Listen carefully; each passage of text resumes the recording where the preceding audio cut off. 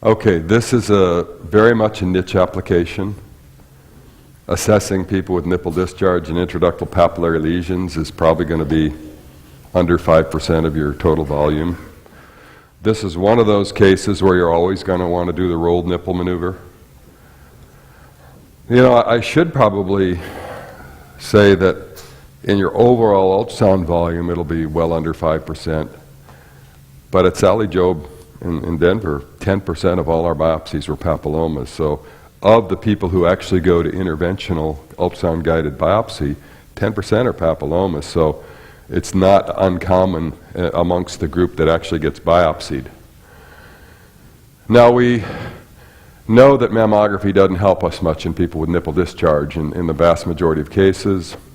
Galactography is still considered the gold standard in some centers. People are resistant to do it. It's not a difficult test. How many people here don't do galactography? How many people do? Okay, it's good. Most of you do. That's a change. You know, but 2 or 3 years ago I couldn't say that, but I still find it very useful. I still think it's the gold standard.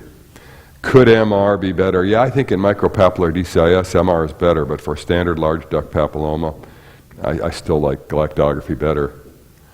But the role of ultrasound is still expanding and being defined largely because if we find something, whether we find it on MR or galactography, we're going to do an ultrasound-guided biopsy, so you still got to find it in ultrasound. So regardless of how good galactography and MR are, we have to find it in ultrasound in order to do an ultrasound-guided vacuum-assisted biopsy. Could you do an MR-guided biopsy? Yeah, but that's sort of a really difficult thing compared to an ultrasound biopsy. It's much easier to do an ultrasound biopsy and much cheaper.